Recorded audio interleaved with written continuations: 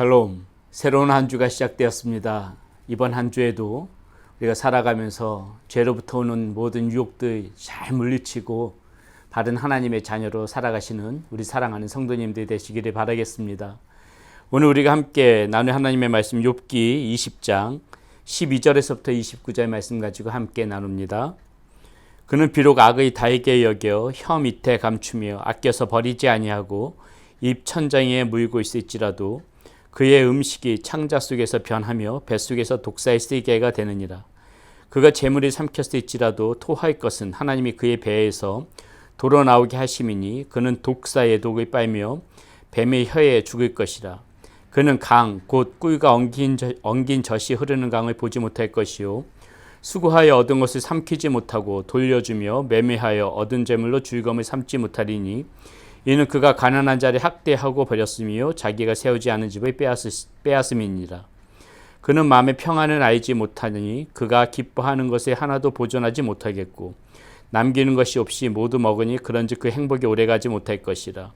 풍족할 때에도 괴로움이 이르리니 모든 재난을 주는 자의 손이 그에게 임하리라. 그가 배를 불리려 할 때에 하나님이 맹렬한 진노를 내리시리니 음식을 먹을 때에 그의 위에 비같이 쏟으시리라. 그가 처의 병기를 피할 때는 노타살을 쏘아 깨뜨릴 것이요 몸에서 그의 화살을 빼낸 즉 번쩍번쩍하는 촉이 그의 쓸개에서 나오고 큰 두려움이 그에게 닥치느니라. 큰 어둠이 그를 위하여 예비되어 있고 사람이 피우지 않은 불이 그를 멸하며 그 장막에 남은 것을 해치리라. 하늘이 그의 죄악을 드러낼 것이요 땅이 그를 대항하여 일어날 것인즉 그의 가산이 떠나가며 하나님의 진노의 날에 끌려가리라. 이는 악인이 하나님께 받을 분깃이요 하나님이 그에게 정하신 기업이니라. 아멘. 우리는 예수님께서 공생애를 시작하시기 전에 사탄에게 시험 받으신 것을 잘 알고 있습니다.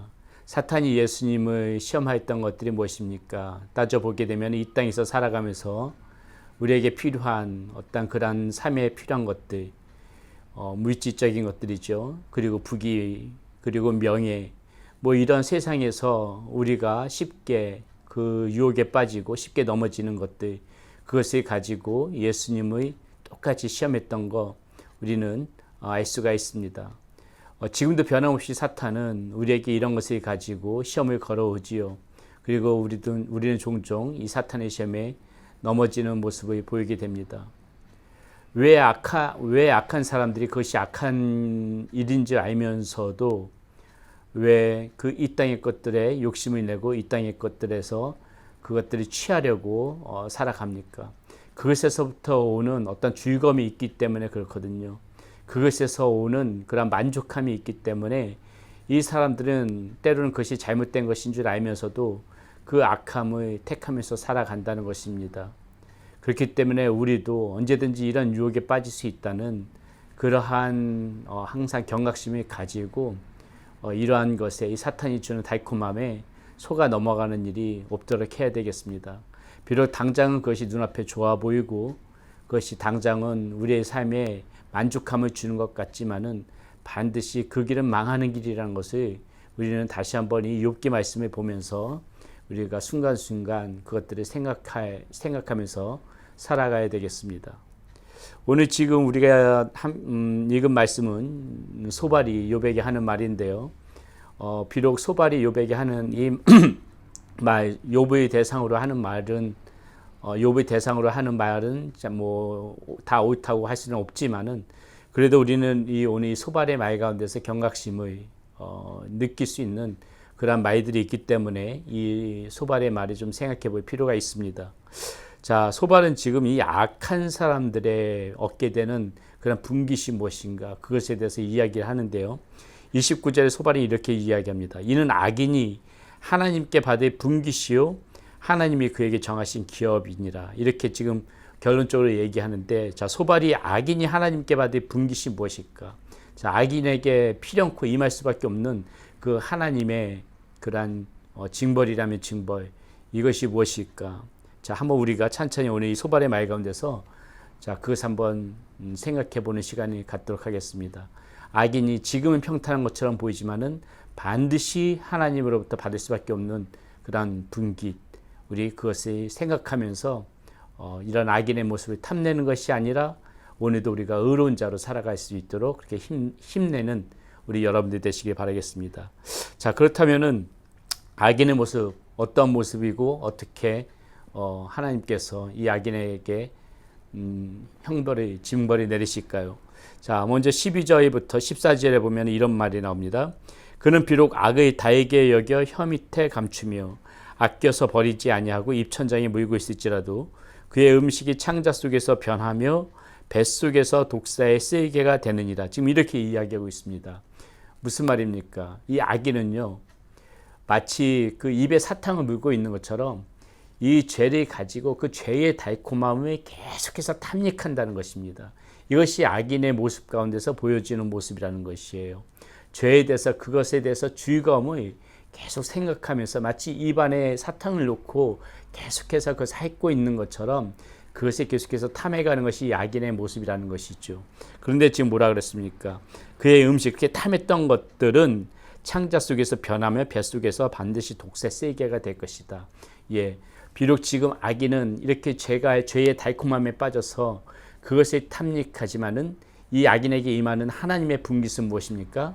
파멸이라는 것이에요. 독사의 쓸개처럼 되어버리는 그러한 파멸, 그것이 반드시 악인에게 임할 수밖에 없을 것이다.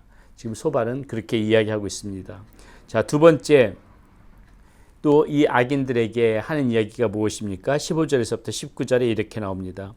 그가 재물에 삼켰을지라도 토할 것은 하나님이 그에 비해서 도로 나오게 하심이니 그는 독사의 독을 빨며 뱀의 혀에 죽을 것이라.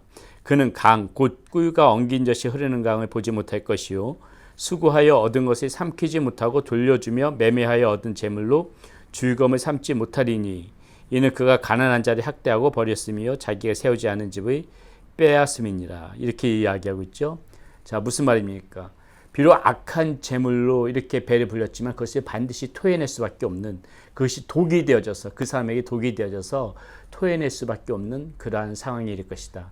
그것이 이 악인이 받을 하나님의 분깃일 것이다. 이렇게 이야기하고 있는 것입니다. 우리는 이 악한 재물, 악한 것들 당장 눈앞에 탐스럽고 보암직도 하고 먹음직도 하고 또 사탄이 보여주는 것처럼 그것에 모든 것이 담겨져 있는 것 같고 우리의 어떤 그런 행복을 다 가져다 주는 것처럼 그렇게 포장되어 있지만은 그래서 그것이 좋다고 덥석 베어물고 그것을 삼켰는데 어떻게 됩니까? 그것이 안에서 독이 되어져 버린 거예요.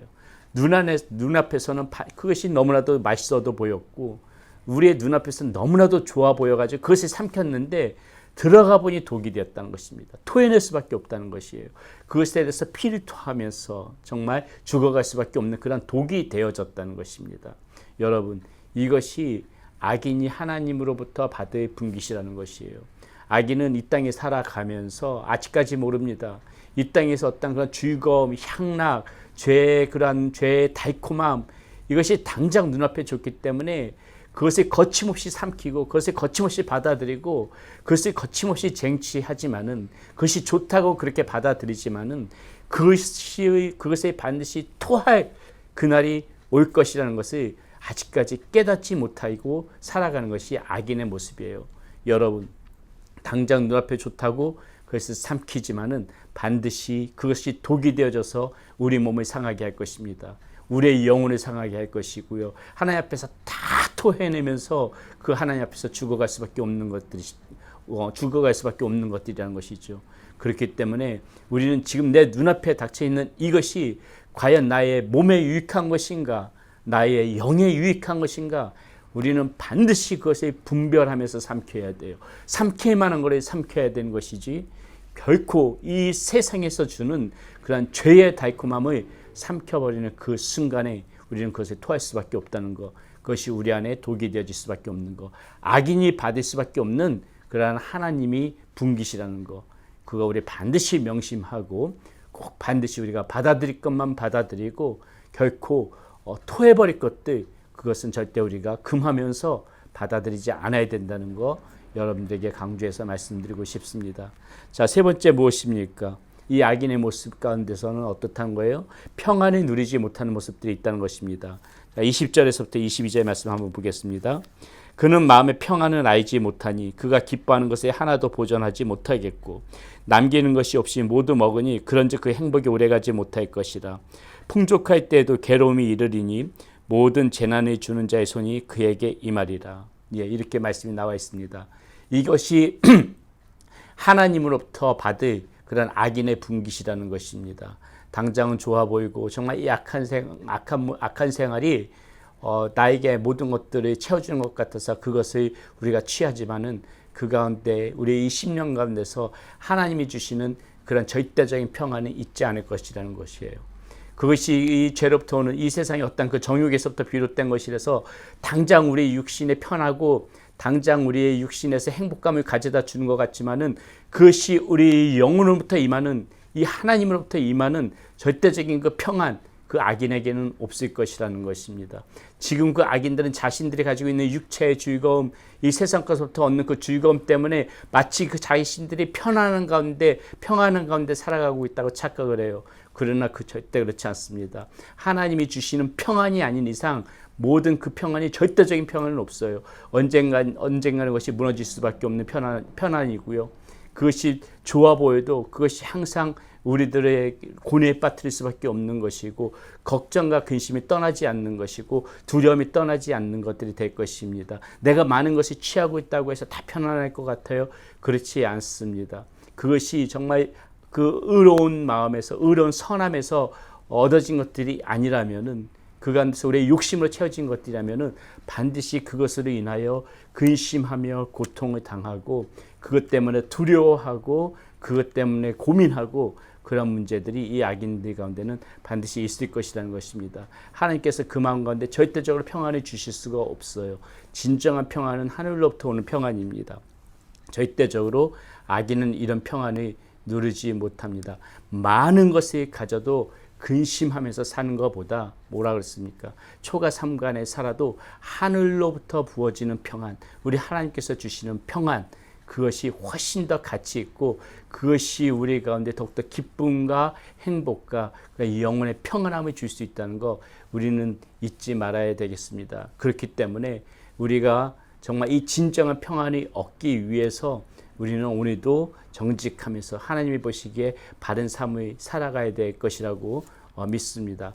그렇게 살아감으로 인해서 서로 우리가 악인들이 취하는 것보다 적게 취한다 할지라도 그것이 훨씬 더 우리의 삶 가운데 우리의 영혼 가운데 유익하다는 것을 항상 명심하시고 악인들보다 적게 취하더라도 하늘로부터 부어지는 그 평안을 우리의 심령 가운데 누릴 수 있도록 우리는 오히려 많은 것들을 탐내는 것보다 그렇게 하나님이 주시는 평안 가운데서 정직한 삶을 살아갈 수 있는 그러한 여러분들이 반드시 되어져야 될 것이라고 믿습니다. 마지막으로 이 악인들에게는 하나님의 심판이 반드시 임한다는 거 우리는 기억해야 합니다. 이 시대 가운데 심판이 임하든지 서로 그 사람들이 운이 좋아서 이 시대 가운데에 그런 심판이 임하지 않더라도 반드시 하나님 나라에서 그 악인들에게 내리는 그 심판은 반드시 있을 것입니다. 악인들에게 심판을 면하지 못할 것이에요.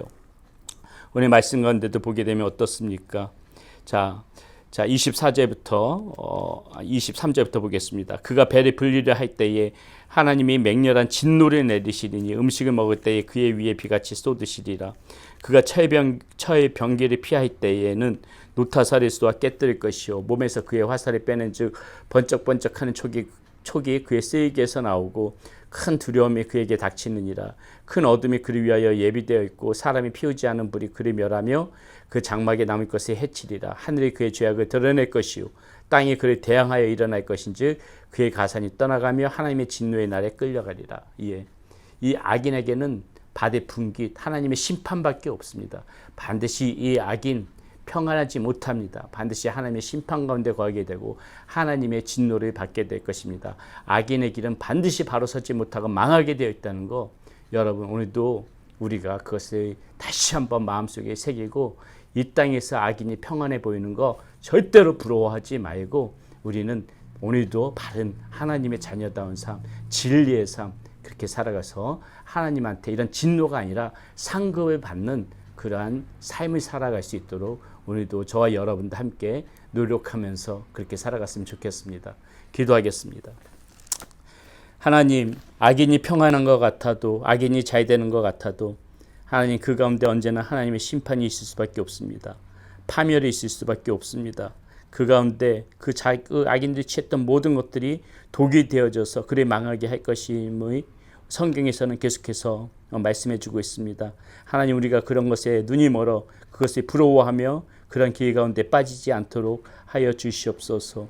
예수님께서 사탄의 시험을 물리쳤듯이 오늘도 우리가 살아가면서 이 하나님으로부터 오지 않는 모든 것들, 이 사탄의 유혹, 우리가 오늘도 물리치면서 오늘도 하나님의 바른 자녀다운 그 자리에 서며 살아갈 수 있도록 오늘도 우리에게 힘을 주시고 우리들의 바른 길로 인도하여 주시옵소서. 우리 주 예수 그리스도 이름으로 감사하며 기도드렸습니다. 아멘.